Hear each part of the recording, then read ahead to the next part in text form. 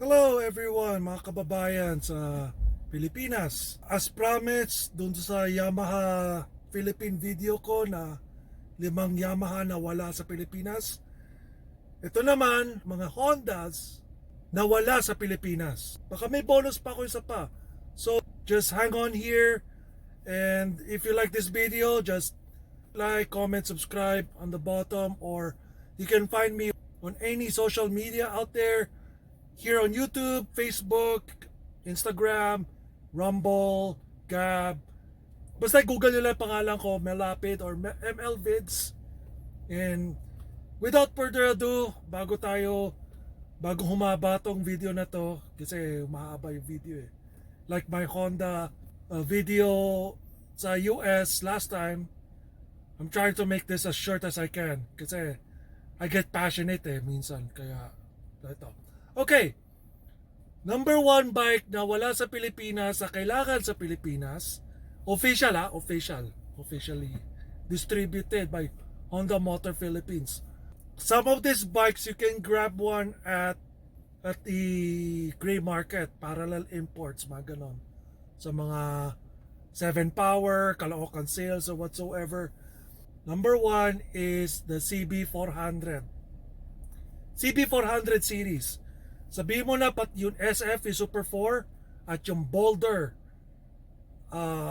na Super 4. Bakit, no? People are buying it. And some importers sa Pilipinas, like 7 Power for example, they cannot keep up inventory kasi sure, medyo mahal siya in comparison sa mga competition niya between the 650 and the 400s. This bike is very special kasi number 1, nasa anime siya, Bakuon. Number 2, that bike has VTEC. May VTEC siya, so that's enough excuse right there. At saka number 3, it's one of the last few bikes on that engine displacement na wala masyadong plastic components. It's more metal. It's not like the Kawasaki Z400 na it's a modern naked bike. Pero ang CB4, it's been around since the 90s, 2000s, 2010s and now. I would love to own that bike. I would love to test ride that bike at least. Kaya pag uwi ako sa Pilipinas, can I test ride it? Taste test lang. Hindi lang kailangan buffet test. Pero kung buffet test ko, sige, no problem. I just need to get the feel of that bike. So, yeah. So, CB400 series, it's either the Super 4 or the Boulder. Yung Boulder is basically a faired version. Medyo weirdo ang dating niya kasi square ang headlight niya, hindi round katulad ng Hawk 11 na lalabas siguro sa Pilipinas whenever that will be. Hindi siya round headlight ang cowling niya, square ang headlight niya, kaya medyo weird ang tignan. But people likes fairings on some naked bikes. Alrighty, moving on to the next bike. The next bike is nung nasa Pilipinas ako noong 2018, 19, and 20, no? Nagtataka ako bakit itong bike na to hindi lumabas sa Pilipinas. No? It's basically the origin of basically the mother of all underbones, no? And nowadays, actually it's built in Thailand, no? And it's been churning out worldwide and it's a very popular motorcycle. It's also the best-selling vehicle in the world. So that is the Super Cub 125, C125 Super Cub. Nagtataka ako why not even some parallel importers, maski mga gray market, they don't import this bike. Why Honda doesn't import this bike? I mean, this is your Honda. Honda Pilipinas. Best pa killer nyo to, man. Maski presyo nyo tong Super Cub at 100, sabihin mo na 130,000 pesos, magiging mabenta to kasi napaka-cute niya. I mean, tingnan nyo yung picture, o dito, yung dito, no? Napaka-cute niya. Tapos, it's highly accessorizable. Tapos, it's the original Honda motorcycle. Well, besides yung inimbento ni Shuichiro Honda na moped, motorcycle with the pedals. The Super Cub is quintessential Honda. I don't care kung anong sabihin nyo about sa Honda Click nyo, sa Honda Beat nyo. I don't care about that. Ang totoong underbone ng Honda is the Super Cub. Plain. Okay. Third bike, no? It's basically rugged version ng Super Cub. Isa na namang motorsiklo na underbone na wala sa Pilipinas, which is made in Thailand din siya. Nakikita nyo siya sa Facebook and YouTube sa Bangkok Motorcycle Show. Ang dami accessories niya. Pwede mong gawing ADV, pwede mong gawing harabas motorcycle, everything, no? Basically, Super Cub siya na walang fairing. Skeleton siya, well, may konting plastics din, pero it's purpose built to go off-road. And that is the CT125, also known as the Trail 125 dito sa States, or the Hunter Cub in Japan. So, ito talaga parang sinabi mong one of my favorite motorcycles, the TVS XL100, right? Na tinestest ko siya, check out that video.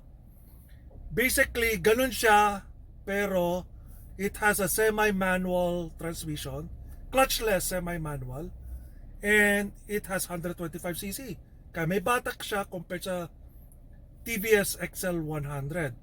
It's basically, actually ginaya ng TVS yung CT90, CT110, or yung Trail Cub, or Trail Hunter Cub, whatever. But basically, yung TVS XL100 is basically the cheap version of the Hunter Cub CT125. Every Filipino wants that bike. Dali yung Super Cub tsaka yung Hunter Cub, that's it.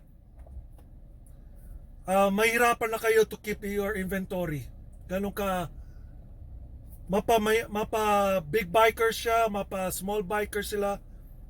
It's a universal love. Even I would like to own it dito sa States para madaling mag-ikot, di ba?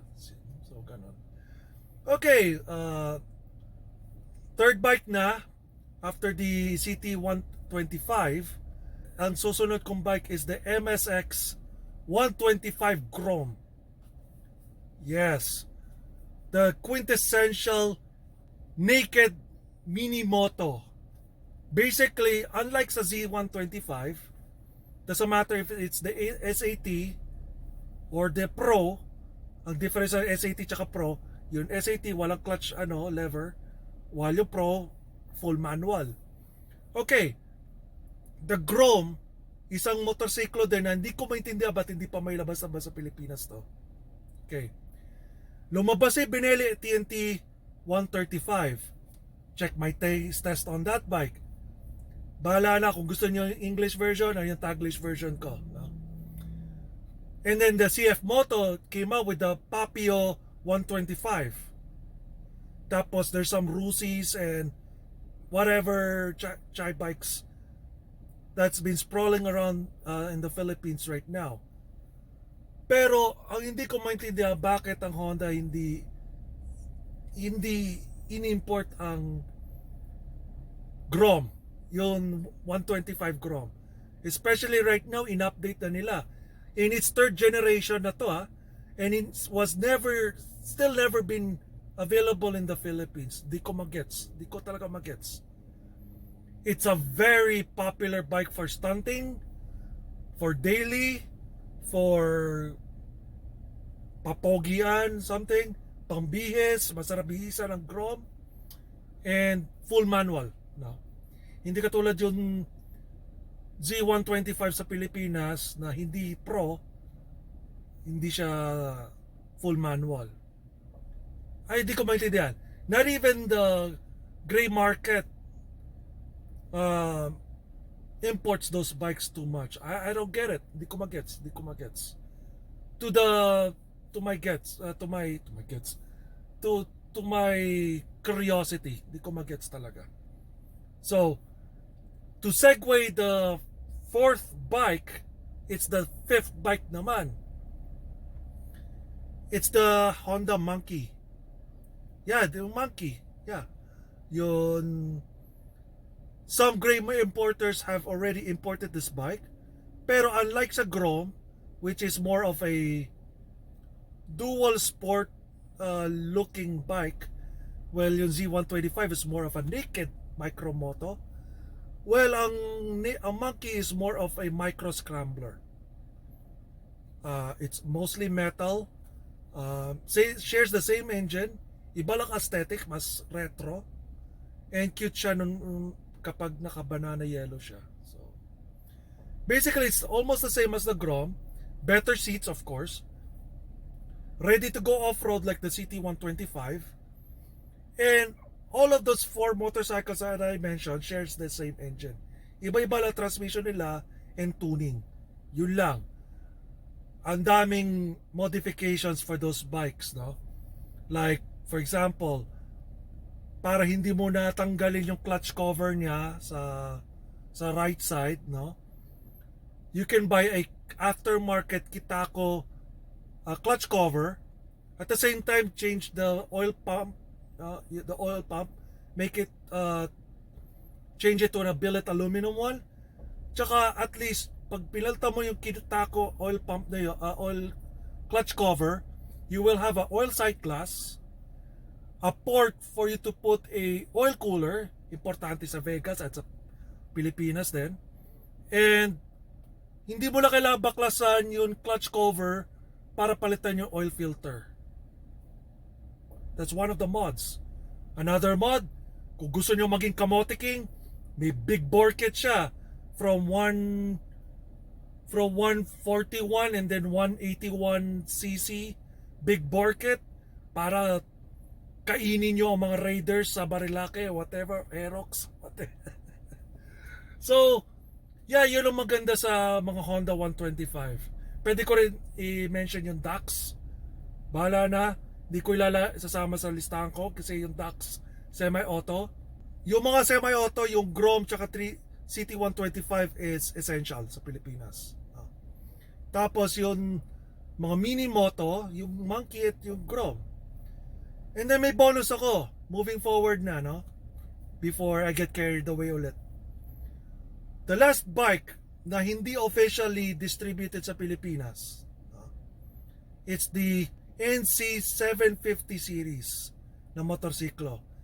7 Power has been churning that bike like there's no tomorrow. Every time na may stock ang 7 Power, ubos ang NC750. Mostly they sell it's the X, pero dalhin nyo na rin yung X tsaka yung S. Kasi ang maganda kasi sa X, no? Actually, one of my friends from Comtech, si Boyet Espino, he currently rides a white NC750X. He loves that sucker. It's a good touring motorcycle. Kasi yung DCT niya, just like the Africa Twin, tsaka yung XADV 750.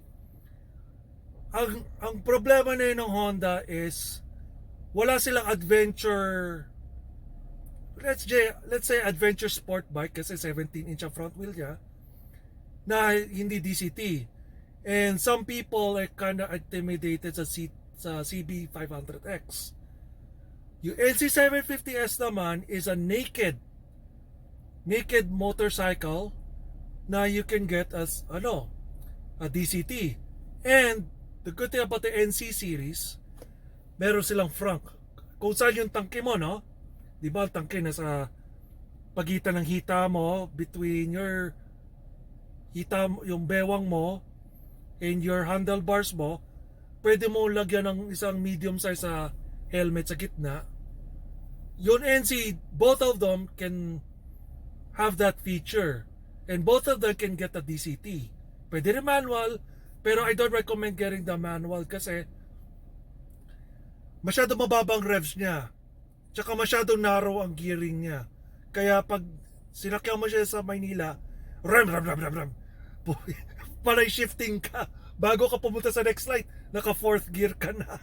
So, maganda yung DCT. I mean, I think that's one of the most sensible bikes for you to get with the DCT na hindi scooter. So, yeah, the NC750S ang preferred ko kasi gusto ko ng naked bike na effortless sa traffic. And I think it's the X is a little bit bigger than the S kasi of course naked yun yung 750S. Yung X medyo may pagka-adventure bike. Meron na ako V-Strom so hindi ko na kailangan ng X, gusto ko yung S. Kung hindi, CB400, gusto ko yung CB400. Okay, SR400, bahala na. I need a small big bike. Basically ganon. So, alright, pasensya na kung medyo mahaba tong video na to. I get excited kasi whenever I talk to different motorcycles. I may do a dedicated video on each motorcycle in the future pag ginanahan ako. Pero my promise will be the 10 motorcycles, 10 na. Next episode malamang either sa next episode after this will be imi-mix up ko na to. 10 motorcycles na wala sa States o sa Pilipinas, depende sa bike, na wala sa Pilipinas na from Suzuki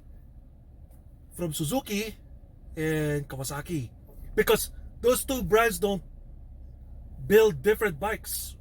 Medyo Kawasaki tends to build more sport bikes, while Suzuki is just lazy. They don't want to innovate. They just wants to recycle their models as much as they can. It's okay for reliability purpose, pero Honda and Yamaha are really kicking it right now. Kaya so nandito nga yung listahan ko So I will say which market, then I'll say one bike. So ganun na lang. So I'll see you guys later. Thank you very much for watching again. And I'll see you guys later. Bye. Bye-bye.